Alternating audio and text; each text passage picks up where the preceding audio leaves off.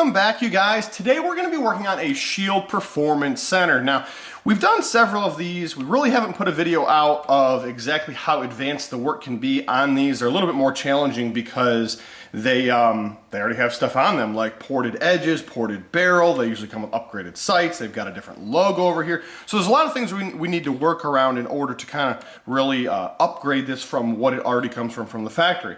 Before we get too deep into that, I want to let you know that our customer sent us a couple of things with the slide and with the barrel. This individual is from Fuquay-Varina, North Carolina, which is east of us, a little over 100 miles or so east of us, so not real far away. The guy's name is Daniel. Anyhow, long story short, when we opened the box, we found out there was some other stuff in there. We wanted to show that in the video as we're building it. Just kind of, one, let that customer know it's their build, and two, just kind of appreciate everything that they have sent us. So we got some blue pens. We got two blue pens, we got a black pen. This is from Auto Doctors, NC Transmission 919-577-1055. So pretty cool there. Now this isn't the only thing that this individual sent. They also sent me correctly sized, which is extra large for all you people that are unsure, t-shirt. So they sent me a t-shirt. The back has some stuff on it as well. We'll add a picture to this to show it a little bit better. Guys, I'm always liking cool stuff that you guys send to me. If you didn't know, on the big builds, when we send them back, we send you guys back a shirt. There's no charge to you on that. So it's kind of a two-way road here. You send something to us, we end up sending something to you anyhow, and real cool in both directions. So thank you, Daniel, for sending us the extra stuff and, of course, supporting the business with the work that we're going to be performing. So guys, let's jump into what are we doing with the Performance Center. Now, if you've been on our Instagram, like I said, you've probably seen some of the service. We actually have some simplified services listed on the webpage as well. This one's a little bit more advanced. We did want to take you guys through the entire project from beginning to end, give you more of a feel for what can we do on these this particular model, because once again, it's got some extra stuff there. The extra edge cuts do pose an issue. Obviously, the barrel's already ported. Once again, we've got a bigger, more advanced logo. We've got more text on the left-hand side of the slide. So there happens to be a lot of things that we that kind of start causing issues with how do we get those packages done? How do we turn out that service with those extra things that are already on the slide, because it is an upgraded slide. So as the list of work here is in front of me, we're going to kind of just go down through it. We're going to end up doing a optic cut in the back. So we're going to keep the rear iron where it is. We're going to cut a shield RMSC here. It's going to go between the barrel and where the rear iron is. That's going to be pretty cool overall there. We're not going to be losing that rear dovetail. We're going to be cutting it between the two. On the front, we're going to be doing a window. In the past, we've done some with a laser. We've done some with a CNC. I haven't really decided on which one I like to do better. Obviously the CNC takes longer. Obviously the laser takes longer than the CNC just because of matter of process. But with the laser, we seem to get just a little bit tighter hole, a little bit better curvature on the corners because we cut with an 1/8 inch bit on the Tormach. So we're only able to get to such a radius corner because of the size cutter. So we're gonna make a decision there on what we want to do, and finally maybe I'll finalize on which one we're gonna standardize on that process. They both look really good, but in the end, you know, I need to figure out exactly the industry standard that I'm going to be offering as far as when customers come to me. So I'm not sure what you guys are going to see. You guys may see the CNC work. You guys may end up seeing it right over on the laser. We're going to find that out here in a little bit. We have a Cobra nose. So we're going to be doing the Cobra nose. We're going to be able to see a little bit of barrel out through the end of the slide. Real cool there. I think that's going to look real nice as well. Now, we're going to jump into knurling. So we have a lot of knurling to do here. We're going to be knurling the top, which is going to be knurling all the way from the front. In front of the iron, of course, is going to be the top. We'll go over that hole. Then it's going to go from the rear of where the barrel starts here, the end of the barrel, all the way to the end of the slide. Now, we won't be doing the lower shelf here. The lower shelf is lower on the slide than the upper shelf. So we'll only be doing the upper shelf. The lower shelf is covered by the iron anyhow, so we do skip that. That's going to kind of consist for the top of that. Now, I'm sorry, guys. I do have a cold coming on here. We're going to end up doing the side knurling, but we don't want to remove the logo that's on the side of the slide. So we're going to end up doing from right in this area here forward, and of course it's going to be on both sides. We will end up removing that caution warning that they give us, but we're not going to do the big flat zones. We don't want to remove the factory logo that's on there. I really like that logo, actually. I don't care for the regular ones, but this one happens to be a pretty nice logo that they put on there. It's more advanced. So we're going to knurl down in the lower shelf, as we call that, to kind of match the top. So overall, pretty cool there. Now let's take a look at the barrel. On the barrel itself, we're going to end up doing a polish job. So this is all going to get stripped off. We're going to polish these. As I've stated in some of the other videos, the Springfields and the Smith & Wesson barrels seem to polish better than the other barrels that are on the market. They're probably just a higher grade steel, or it's some kind of prep work that they do before they put their PVD black down or black nitride. But nonetheless, they happen to just look a little bit more lusterful, I guess is the best way to say that. They really look like a really nice polish whenever it's done. You know, we're comparing it, of course, to some of the other ones that are on the market. So anyhow, we're going to polish that barrel. Now, last but not least, we are going to be doing a battle-worn coating on the slide. We're going to be doing black and OD green. Now, something that I want to tell you guys right straight up front, you guys don't hear this from me very often, is that we're not going to be using Cerakote, and we're going to end up actually using gun coat for that. I'm kind of starting to lean more into gun coat over Cerakote. I like Cerakote, it's fine, but gun coat does seem to be quite a bit more durable than Cerakote. I'm not sponsored by either. Matter of fact, neither one of those companies probably have any idea who I even am. So I'm not kind of like trying to push some sort of product on you or whatever the case is. If you want Cerakote, great. We've got tons of colors here. Gun coat, we don't have that many colors. I know when people look online, they look for the burnt bronzes, they look for the FDEs, they look for something else. They end up seeing Cerakote, you know, and hey, I want that right there. You know, they see exactly what they want. But when it comes down to standard colors, like you would get with like a black or like a green, you know, those are kind of like your two big colors that really doesn't make a difference who makes them, because they're kind of the same. And I know there's lots of different shades of green, but when we're talking about OD, you know, OD is OD, okay? For OD green, and then for black is, you know, black. So with that being said, we're going to take our chances. I've never done this before. Just want to give you that warning right straight up front.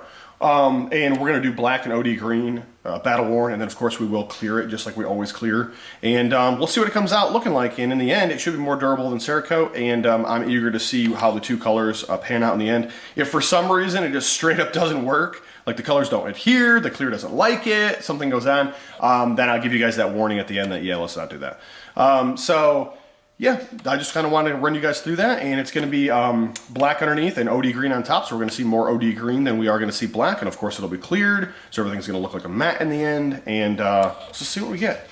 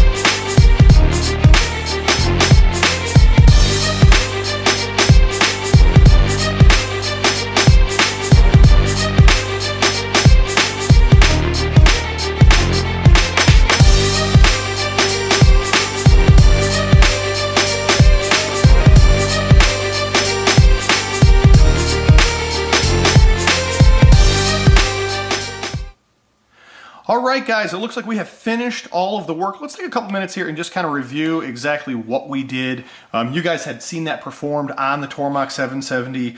Real cool overall. We did end up running that laser on the top in order to do our top window. Let's just kind of do a real quick review on that. So we ended up doing the OptiCut in the top rear. Unfortunately, I do not have a Shield RMSE or a W here, so I'm unable to show you exactly what that looks like with it mounted on the slide. We went ahead and cut that down real nice there. I'm not 100% sure if these will need to be upgraded or if they will co-witness with the Shield RMSE. It does sit pretty low on the slide. We don't happen to do a lot of these, so unfortunately I don't have the answer to that, but I do know that it does sit pretty low on the slide, so hopefully that will work just like it's supposed to. The rest of the work, let's kind of move on with that. So we ended up doing a knurling here on the bottom section, leaving that logo. We ended up doing a Cobra nose on the side, so we're gonna be able to see some nice barrel there, some nice barrel over here. Let's kind of take a look at this side here. A little bit of knurling there. Once again, got some nice exposure there where the barrel's gonna be poked out. And then we ended up doing a top window. Now, the deal behind the top window is, in the beginning of the video, I kind of said, I haven't really come to the finalization of how I want to perform this action, and whether that's CNC or whether that's going to be laser. The laser does give us a little bit more of curvature on those corners or on those turns, and just because it's a little bit smaller, right? So most of the time we're cutting with something like what would be an 1/8 inch cutter, which means that we would end up needing to fit an 1/8 inch cutter in those curves, but when we do the laser, we're able to get those a little bit tighter. We're able to basically expose the barrel a little bit more because it's a little bit more defined pattern. So overall, real nice. Now, something else I want to talk about here, and that is just really taking the time when you're working on a project and understanding the detail aspect of it, okay? And what I'm getting at here is, typically we would have done a knurling on the top, as you see here. We want to have that diamond on top, diamond on the side, and we ended up doing it here, and we also ended up doing it here. Now, a lot of guys would say, well, what's the point? By the time you add an optic, you're never going to see that knurling, and this is so small, it's a waste of time. For me, it's not, okay? Just kind of comes out to be what the project is. It kind of just, is there enough there? Is there a reason to do it there? A lot of the times I'll end up adding that knurling if it seems like it's a logical move. The detail is all in the build. So in other words, we want everything to look the best we can, okay? We could have skipped this. Yes, you're probably not really going to see it. There's going to be an optic there. We definitely could have skipped that. You're not going to be able to see between there once there's been an optic mounted. But at the end of the day, attention to detail is always key in building a premium service package, and that's kind of what we're after. We are after quality. We don't do quantity. You guys will hear me say that a lot. So that's kind of one of the deals right there. I'm glad we knurled that. I'm glad we're going to have that matching detail between here and here. Overall, real pleased with that. Let's talk about the coating, then we're going to jump into the barrel. Now, at the beginning of the video, you heard me say we're going to do gun coat. We're not going to be doing Cerakote. I want to see how it comes out. I want to talk to you guys about any of those hurdles. And here we are. So the idea is we end up doing a lot of gun coat on a lot of slides, and in my personal opinion, it is a more durable coating, hands down. I've tested it both ways. I've done chemical tests on both of them. Believe it or not, if you go to Cerakote's webpage, you actually click on your color. There's a little bit of a down towards the bottom of the color, there's like 5 buttons down there. Every color you click on, there's like these little 4 or 5 icons.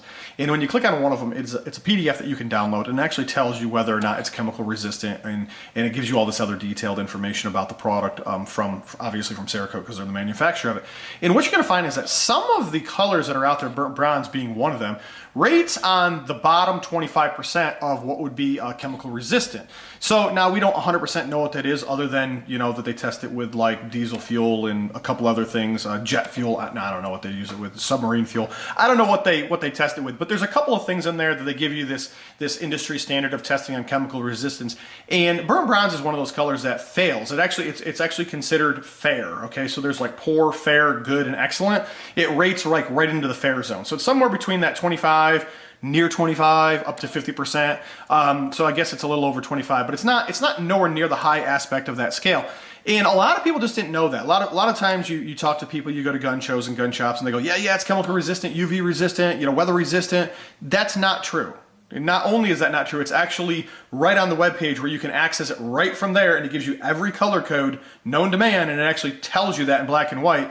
But a lot of the companies don't want to tell you that. They want you to feel all good inside about applying that application to your firearm. So With that being said, this is not some kind of a knock on Cerakote. I love Cerakote. I think it's a really good product. But at the end of the day, if you're looking for something like a solid color, black, green, blue, red maybe, and you're not specific to, I need this exact color, I would maybe recommend going with Guncoat. Guncoat doesn't quite get the exposure. They don't, in my opinion, I just don't think they have quite the I guess it's the marketing is the best way to say that, for letting people know exactly that they're out there and what they do offer. I can tell you that doing the background on the company, the product that they make is for government contract type stuff. Okay, so it was like some real specific hardcore design stuff for a certain application to meet a certain standard. It wasn't the hunter that's going out in the woods and he wants to shoot a deer and he might get a little bit of rain on his gun and he wants to wipe it down when he gets back home in 2 hours. That's not, that's just not what their application was designed for. This is, I don't want you guys to post in the comment that you hate me. I mean, if you hate me, that's fine.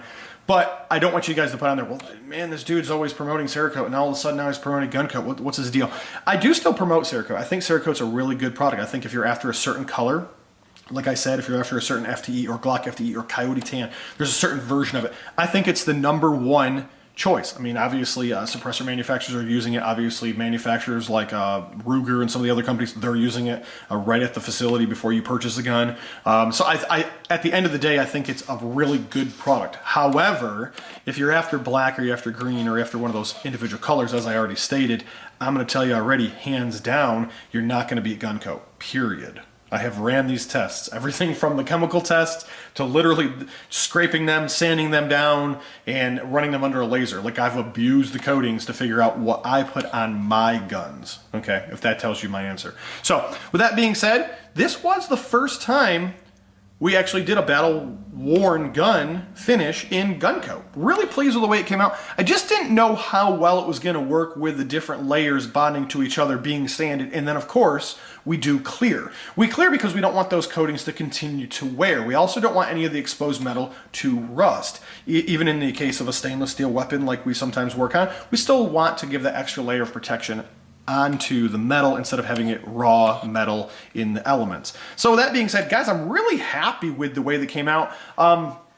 Would I do it again? I know a lot of guys are like, hey, is this what you're going to offer all the time? Is this what we can expect? I'm not sure I would do it again necessarily. I think if we do hit on those big colors like a black and a tan or a black and a green, we might do that. But when somebody says, I want black and, you know, bazooka green, or, you know, black and Jesse James blue or something weird, then we have to go with the specific color that the customer is after, and that's why they have specifically listed a color, right? So we're going to stick with those exact colors. But when it comes down to the randoms and the generalized, yeah, I think I would do it again. I mean, overall, the durability is there. The overall quality, it met my expectations. It was definitely a different process than the Cerakote overall. Real pleased with the way that it came out. The durability is going to be really far on the high scale in this one because of what it is. But yeah, definitely like that. So guys, let's jump into the barrel. So we ended up doing strip the black off, ended up polishing the barrel. Of course, this is a supported barrel. Let's go ahead and stick this guy in here. Very, very nice. We ended up going with the stainless screws here to match closer to the barrel what they would be instead of a black screw. Nothing wrong with a black screw, but we thought we would go with something that's a little bit more matching. Really nice. Take a look at that. So I really do like that. So guys, if you have not been following us, do so. If you haven't been sharing the content, you need to. There's just a lot of stuff coming up. We are still trying to get into possibly going to SHOT Show. I don't know the whole the 100% details on that quite yet. Had a guy actually talk to me today about that he'll actually be out there. So there happens to be a lot of things coming up over the next couple of months. I don't have all the details on them. I wish I did. Stay tuned in on our Instagram and on our Facebook, because updates and things are kind of posted there. That's kind of where, if we've got something going on, we're going to a show, we're going to be somewhere, you guys want to see us, you want to just kind of get a feel for what's going on, that's where you're going to find that update at. That's where it's going to get posted at. It's either going to be some sort of a banner on the web page, of course, NCEngravers.com. You can get there. You can access all the other places, Instagram, YouTube, and Facebook from NCEngravers.com. You get to see the pictures there as well. But really, Facebook and Instagram is where those notifications are going to be at. They're a little bit easier to chat with people without putting a banner up and not letting people reply. So be able to do something on Instagram or Facebook allows us to kind of of interact a little bit more and kind of give you the exact answer you're looking for instead of just a general answer. But definitely reach out to us if you have any questions about anything. You're just kind of curious about turnaround times, costs. You're curious about maybe doing something that we haven't done before, maybe something you've seen in the past and you want to know if we still offer it. Yeah, just reach out to us. It's Mark at NCEngravers. Definitely use the webpage. There's a contacts tab form that you can click on. You can click on right into the contacts, and there's a form. So fill that form out. Let us know exactly what you want to have done. We will do our absolute best to answer those questions, and we'll just see what we come up with. Guys, have a good one.